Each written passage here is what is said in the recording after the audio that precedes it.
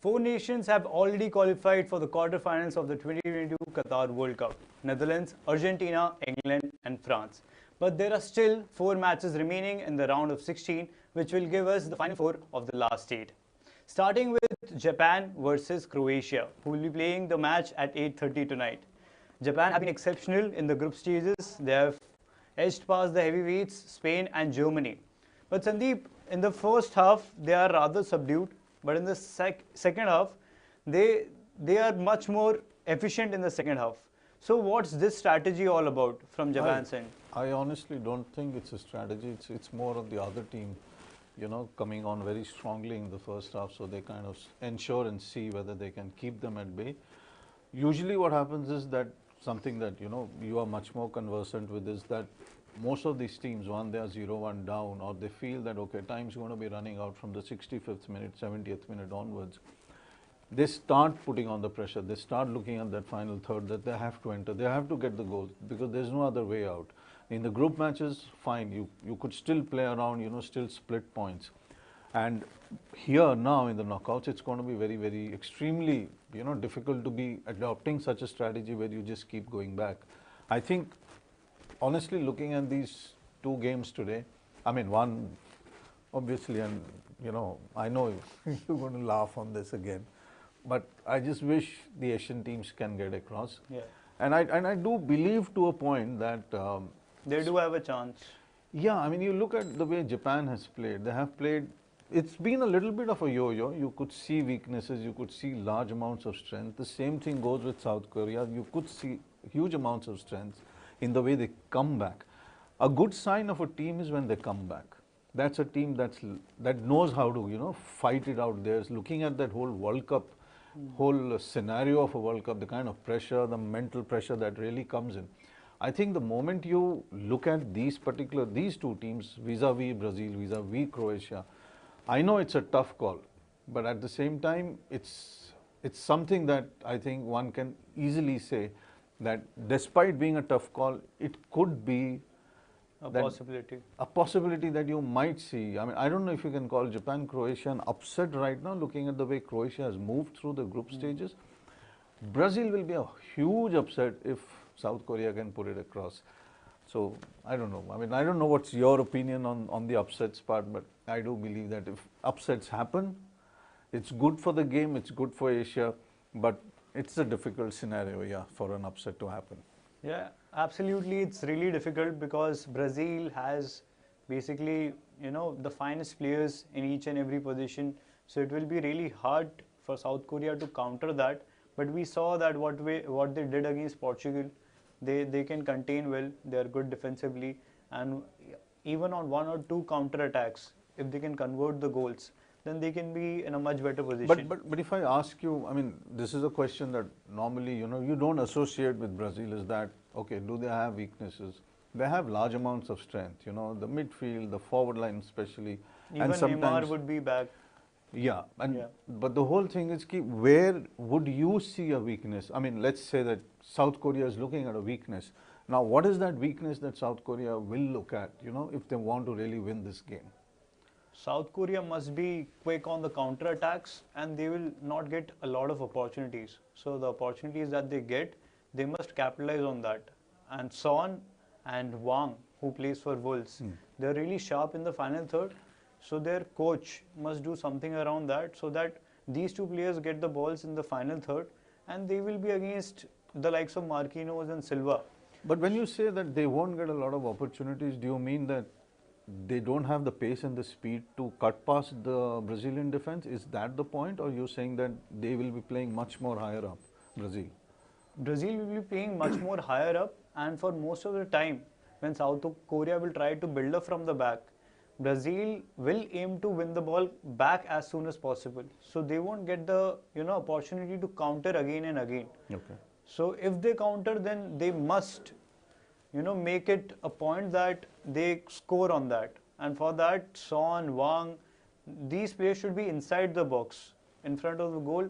They should have a prior plan, as in how we are going to progress forward, and that would not be enough. How will we convert the counter attacks that we are creating. I think the important part also is, probably you'll agree on this, is that how does South Korea stop the Brazilians?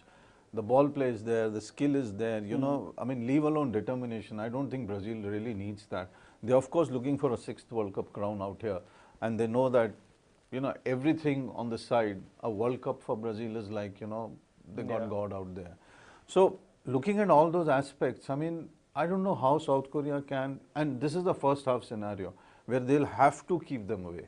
Because if Brazil get a couple of goals, then it becomes very difficult for any team to really come up, because then the moment you come up, you open up. Once you open up, then you have an array of Brazilian stars getting those 3rd and 4th goals. So first half is a scenario that I think you can best describe as how does South Korea stop Brazil from getting those couple of goals? We saw last night England playing against Senegal, and Senegal were good in the first 30 to 35 minutes, but eventually in the last 10 minutes they succumbed to the defensive transitions, and after that they were just conceding goals far too easily. So I believe that South Korea must take a lesson from that. If they're progressing forward higher field, then they should make it a point that they are coming back on defensive transitions rather very quickly, so that they can defend the Brazilians. If they couldn't do that, then they should just stay back and contain Brazilians in the first half. The only thing that could happen is Brazil might be able to capitalize on errors, because the pressure would be so high on South Korea that they might not be able to resist that. So they must defend well in the first half, and when we have seen that the game stands at 0-0 in first half, then it becomes very tough even for a stronger side in the second half. So as you mentioned, a 0-0 scenario at the halftime would be ideal. Moving forward to another 2 clashes which are going to take tomorrow, one between Morocco and Spain and the other between Portugal and Switzerland. So Morocco and Spain counts for a very gripping contest. Morocco have been promising in this World Cup. They have been very good defensively, and all their players surprisingly play in the top 5 European leagues. So they have the experience, and at the same time we have Spain, who, like all the players in the Spanish team, pass really well. They have a very good chemistry. It's a joy to watch them play at this World Cup.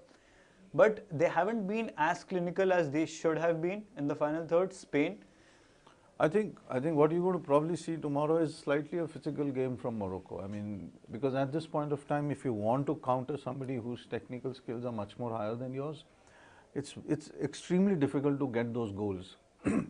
They will be playing up, because everybody now understands that a knockout means you need to get in at least a couple of early goals, 1 goal, at least you need to try to do that. Morocco can only look at scenarios where they find space. Finding space against this Spanish side is going to be difficult, especially in a knockout area. I think it's a difficult game, and there are more chances that you will probably have a goalless first half here than probably even in the Japan-Croatia match, or probably even in the Korea-Brazil match. right? There are more chances out here. Because they are both are playing 4-3-3 formation, quite a balanced formation. Spain cannot play physical in a sense that they just can't go barging in.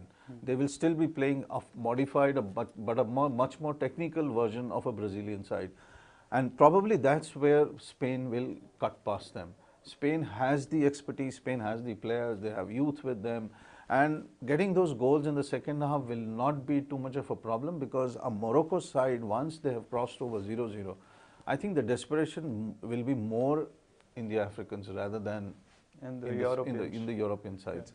Because experienced scouts, you just said that Morocco also has players, but these boys have played at such a high level for Spain that they do understand 45 minutes of a 0-0 doesn't really mean 0-0, that you haven't played well. You can play well and have a 0-0. But the second half is where they will press. They're going to really press hard. I still believe, even though it's going to be a close game, I don't know what your scoreline is, but for me, a scoreline of 2-0 against Morocco will be a very satisfying for Spain, you know, because for them it will be like, okay, we've done all our stuff that we require to do, and we have crossed over into the quarterfinals. So I think that's what the scoreline you might be looking at. Looking at how Spain is playing, I would want Spain to win as well, because they're playing really good football. But according to the XG stats, it suggests that Morocco can win this match, because they have been, you know, attacking very good and they are good defensively. On the basis of XG, Morocco can win, but one can't say because Spain have been good, and in such do or die contest, each and every player will be giving his best. But then you got another point. I mean, just to counter on that, you have Brazil who has 3 goals, I think, if I'm correct, and Korea has 4. So just looking, just by Looking simple mathematics of goals scored, Korea is ahead by a goal. But the difference will be understood there. You know what happens on in the first. Yeah, yeah. So I guess probably again, you know, it's going to be close. But I don't know if Morocco can put it across Spain. I still believe Korea and Japan can in their respective games. But I don't know about Morocco, whether they have that level of experience to kind of patiently wait and then put it across Morocco. That's a difficult proposition at least. I mean, because Spain are really disciplined in the Oh, way yeah. they pass, the way they move, their off-the-ball movements, their progressive runs. and the patience. They have massive amounts of patience to just keep rotating and rotating till they find that space. Morocco doesn't have that patience. They will want to barge in. Once you barge in, space opens and then they will cut loose. So What we have seen of Morocco is that they won against Belgium, which was a very good show by them. But that was a aging Belgian side who was not, like, the players were not at their peak of their powers. So one can't say True. what Morocco will do against a side like Spain. Moving on to Portugal versus Switzerland, which counts for another thrilling contest. Here, Portugal, Ronaldo, Fernandes, Silva, Cancelo. There are a lot of big names in this side, and they have been doing well at this World Cup. It was unfortunate that they couldn't win their last group stage, but most of their core players weren't a part of the team in that clash. What can we expect against Switzerland in this clash? I think it's going to be pretty straightforward again for Portugal, because now they have established a very decent rhythm. They have a momentum now, which is in most of these sides. But it will be difficult for Switzerland to really come up and keep coming up against a side that has so much of resilience, not only at the back but also such striking firepower up front. Because moment you get a Ronaldo in, you get the others in, Bruno, if he's really on song, then it's going to be very extremely difficult for them to keep attacking as well as defending. Switzerland the only issue is that they let a lot of balls go through the middle. If you see those last games, they have really let go of a lot of balls which Bruno has picked up, not against Switzerland but against previous teams. And he has this marvelous method of going through the middle. Switzerland will give him a lot of space because they need the goals. It's a knockout again. So here, for me, though percentages and all of that do matter, and the percentages are right at this moment of time are around 60% for Portugal to win. But despite that, it's not going to be too easy, but at the same time, it's not going to be very difficult for Ronaldo and his team to come across 2-1. You might have a 1 goal that just comes up against the counter of play, but usually it should be a 2-1, 3-1, looking at the firepower that they have, and against a side like Switzerland, which is not used to playing at this level all the time. So that's the area, I think. Could Ronaldo be in the center of everything in this clash? When is he not at the center of anything? Like, performance-wise? No, listen, at the end of the day, whatever you say against him, he's always there. He's in the position, he is in the space, he's screaming, raving, ranting, he's shouting at teammates. But at the end of the day, he wants those goals. So, for some reason or the other, the others gravitate towards that. It's very difficult not to see Ronaldo jumping up and down in the box. So, you have to give the ball to him. And somehow, in most of the games, even in the club games, somehow the ball gravitates towards him, whether it's a header from a set piece or, if it's a through ball, something or the other happens and Ronaldo is always there. So to ensure that, not to ensure, but to have a knockout where he's not going to be playing a prominent role, you'll have to bench him in the first half, which is the most terrible thing that will happen. And that's not going to happen. He will be there. And he will probably want to be on the scoring list, understand? And for a fact, he hasn't scored in the knockout stages so far in the World Cup. And the other part is that he wants to win. At the end of the day, he's a guy who wants. I'm not saying others don't, but he's got a different fire inside him. Yeah. It could be individualistic, looking at various ways and how we examine teams, but that individualistic means that he utilizes is always good for the team at the end of the day. And I think everybody understands that. That's about it from this episode. To know more about the World Cup, previews, reviews, analysis, visit the sports section of our News 9 Live website. Stay tuned to News 9 for more updates. This is us signing off.